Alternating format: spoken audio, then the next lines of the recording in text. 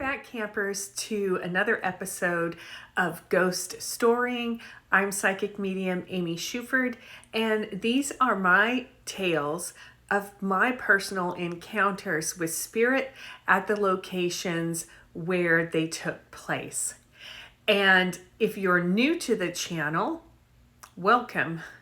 This is a redo that I promised of the viewer's choice video that I somehow edited really poorly last time. I think I put like the end at the beginning. I'm so sorry. Thank you for sticking with me as I learned this whole YouTube thing. So gather around the virtual campfire and let's get started. In this episode, the viewer's choice episode, viewers wanted me to expand on how Reiki led me to utilizing my abilities as a psychic medium. I talk about it briefly, lots of places and videos when I do workshops and talks. But it all started, honestly, with medical testing, which resulted in a diagnosis of multiple sclerosis. At the time, I'd gone through all kinds of tests, but the test that led me to Reiki was a lumbar puncture, or it's otherwise known as a spinal tap. And note to self, if for whatever reason you or a loved one or someone you know has to get a spinal tap, be sure you ask for a blood patch. It sounds bad, but really all it is they just take a little blood from where they injected the needle and just kind of put it right back on the spot. It will help you to avoid having the headache that I did. I had a headache for 21 days. 21 days. Honestly, I thought I would go crazy. I was so miserable. And at the time, I was working in hotels. We had just got a new general manager. And, whenever somebody new comes in, there's always that question of, are they going to bring their own people in? They're evaluating everyone in their positions. And y'all, there were times that I would have to go in my office, shut my door, and lay on the floor. I was so miserable. I just could hardly function. And one of my friends, her name is Shannon. Some of you might know her. She also worked at the hotel, and she was going through, at the time, Reiki training. Now I knew she was into energy, and I thought that was weird. Go figure, right? The girl who sees spirits. But I'm just being real with you. Energy healing, crystals, oracle cards, tarot. That's just weird. That's so weird. But she told me that she needed to do a couple sessions for free as part of her certification. And she asked me if I wanted to have a complimentary Reiki session, saying, that might help your headache. Well, at that point, I was so desperate. I was like, sure. I would have tried anything at that point. I thought this may sound weird, but whatever. I love her energy. She's just like my fairy friend, just always positive, just a really good feeling coming from her. And hey, she lived within walking distance of my house. So I'm like, what do I have to lose, right? If nothing else, maybe it will be relaxing. When I had my session, not only was it relaxing, but it was the first time in 21 days that I had relief. And I was like, what is this? So at a certain point, I ended up getting my own Reiki certification with the Reiki master that my friend Shannon had gone through. And little did I know that she was also a medium. And I joke around a lot, but it really is true that if I had known that Reiki would have opened up my abilities, I probably never would have done it. It is a great thing. But again, I'm just being honest with you. That's how closed I was to it. And just had a lot of fears of coming out, so to speak, as a medium, and honestly, some of the things that I might see. But I went on to get my Reiki master as well. And then Shannon and I opened up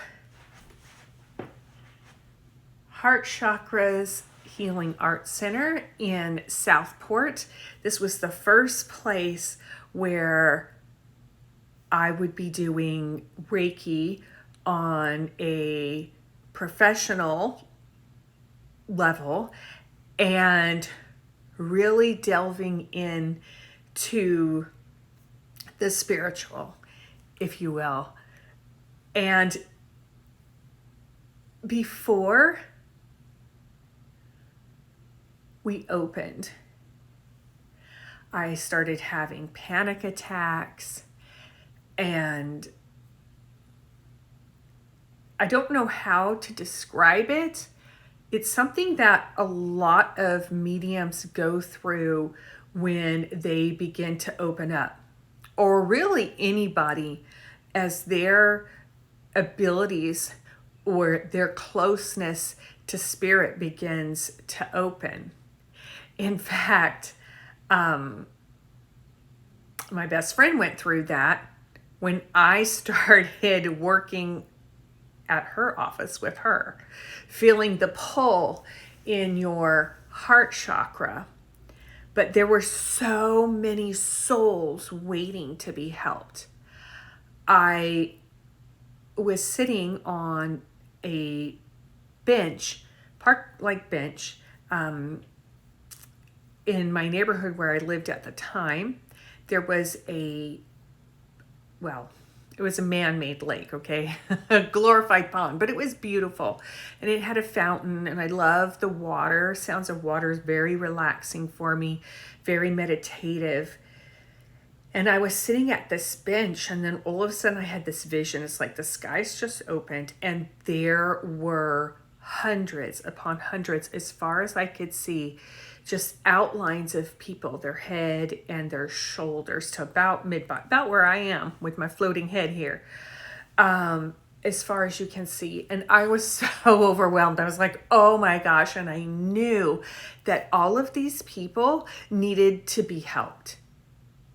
In what way, I wasn't sure, but I knew they needed my help. So here is the pink house, pink and green, in Southport, North Carolina. And that is where we opened Heart Chakras Healing Art Center. And if you are from Southport, North Carolina, you probably know the pink house. It's had many incarnations, and I don't think it's pink anymore, but I haven't been there in a while. One of the things about Reiki is that Reiki is given. It's not taught. You are given an attunement by a Reiki master teacher, and that opens your chakras in such a way that it's amplified for you to really receive the information from the divine. And when you are using Reiki energy, it's universal energy. It flows through you. You are the vessel for it. And you can't do it wrong. I always tell people, so if you're out there and you've taken your Reiki, the Reiki 1 or Reiki 2, and you don't really use it, you haven't used it in a while, my Reiki master, Samantha Faye, she taught us hands-on Reiki on. It's a little tidbit for you. Just remember that, you guys, because I know some people watching this aren't using it, but it's Reiki 1 is for yourself, your family, your pets, and it is just a great, great gift to have. So that is one way that it led me to use my abilities, because it opened those chakras even more. And the pressure, I guess you can say, that I felt and all the spirits around me, I talk about feeling crowded, was undeniable. It was like this acceptance of, okay, I'm going to use my soul's ability, which we all have, for healing to help other souls. And just like when you're coming for a reading with me or anybody else, whether that's in person, whether that's online, doesn't matter. Your people, your ancestors, your guides, your angels, everybody, they know before you know that you're coming to see me or anybody else. So I was always thinking before we opened, oh my God, I think I'm having a heart attack. I think I'm this, I'm that. And Shannon's like, no, you're not. You're not. But I started having all these experiences, pop-up spirits, so to speak.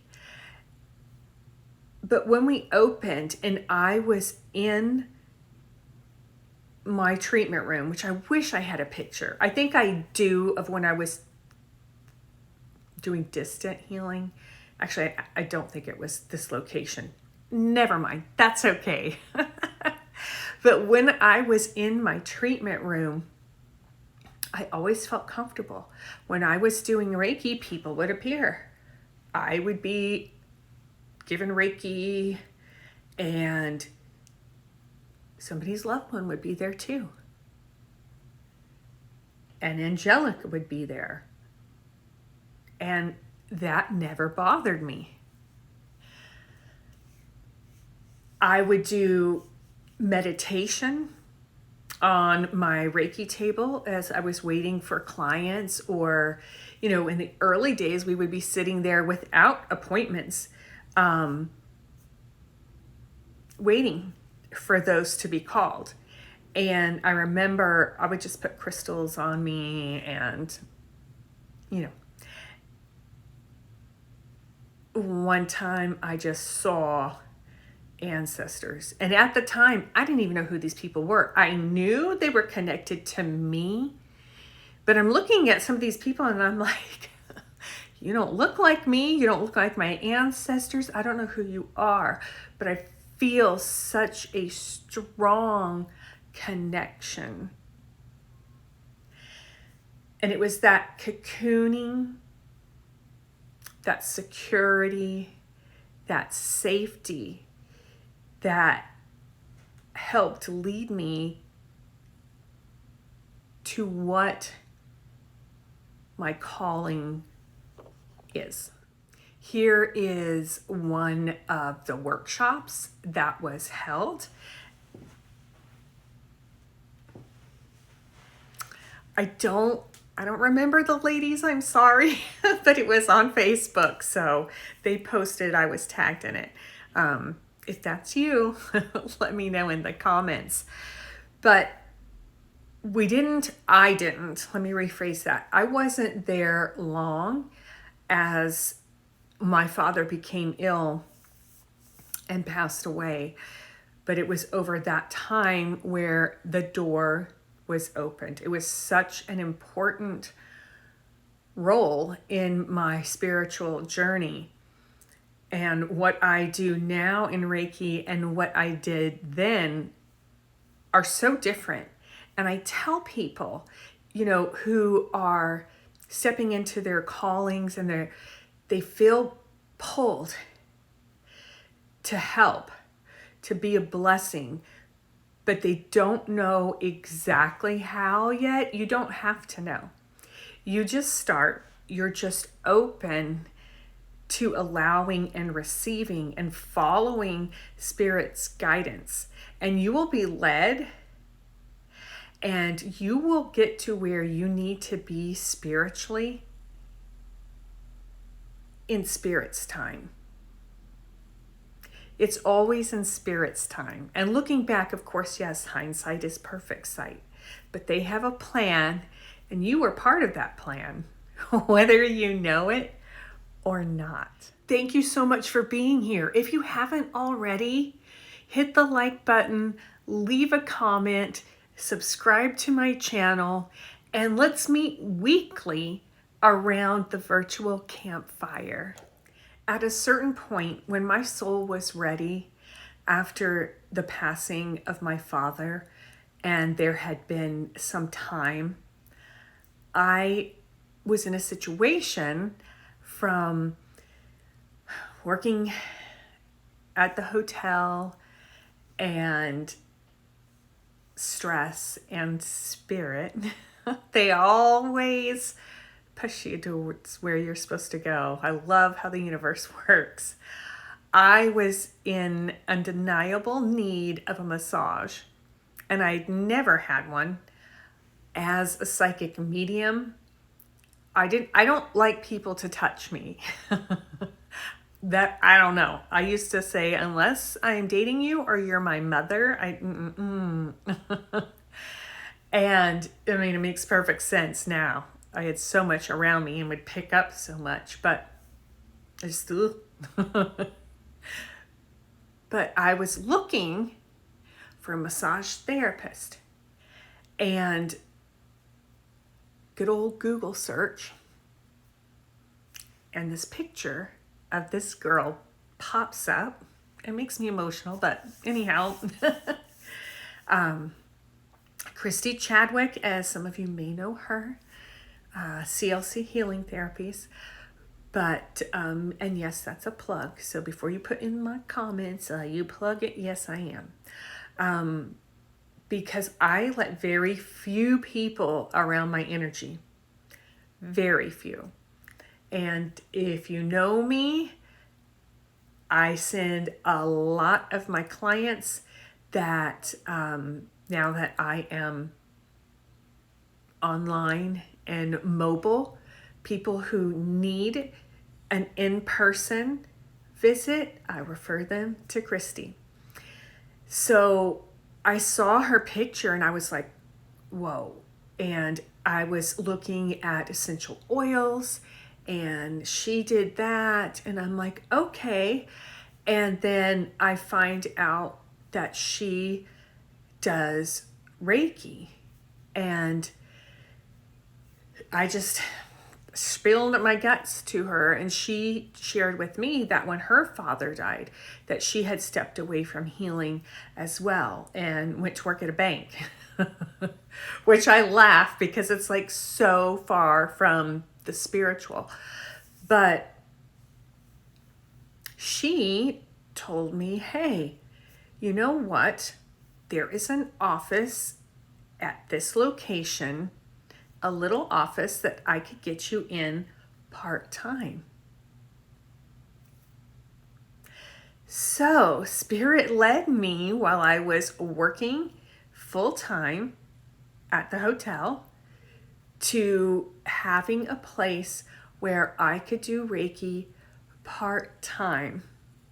And as I started doing that, again, the situation was right for my spiritual growth, and I started receiving lots of messages, not like in the beginning, and for those of you who have gone to a Reiki session, and maybe some of you want to and you don't know what to expect, because certainly there were people who were like, I don't want all the woo-woo, depending on, some people's introduction to Reiki is at a physical therapist's office, or it's at Gold's Gym, or, they may have seen it at a metaphysical bookstore, something like that. And they're like, oh no, that's not for me. Like I was, oh, that's weird, Some people didn't want the woo-woo, we'll put it that way. But there's always like a 5 to 10 minutes afterwards of your session.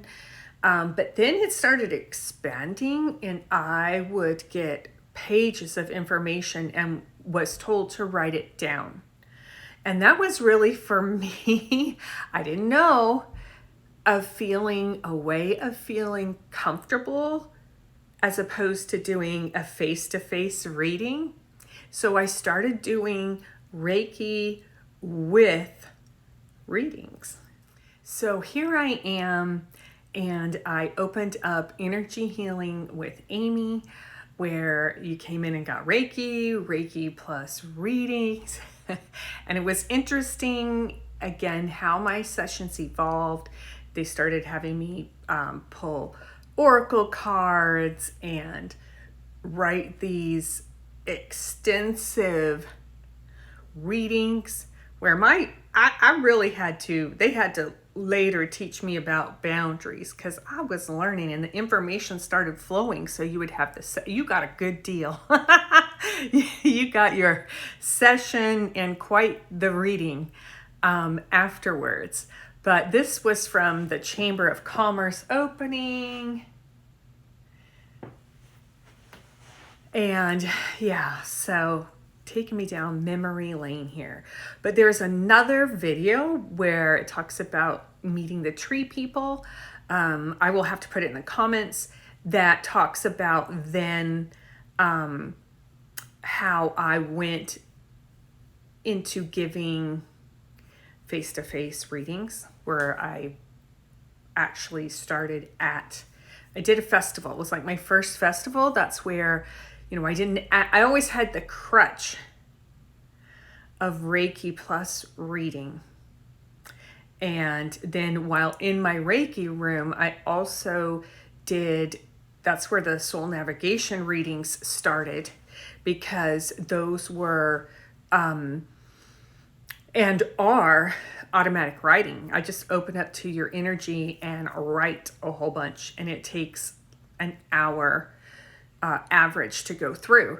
Sometimes a little longer, sometimes just shy of an hour. But of all those readings, it's about an hour average. Very detailed information on your soul. So yeah, I will link that in here. But that is how Reiki led me to accepting and opening up, using my abilities as a psychic medium. I want to thank you guys for joining me, for hitting the like button. If you haven't already, please hit the like button. It really helps me. And sharing this video out to anybody who you think might enjoy it also helps me tremendously. So thank you so much. I love you all, and I'll talk to you later.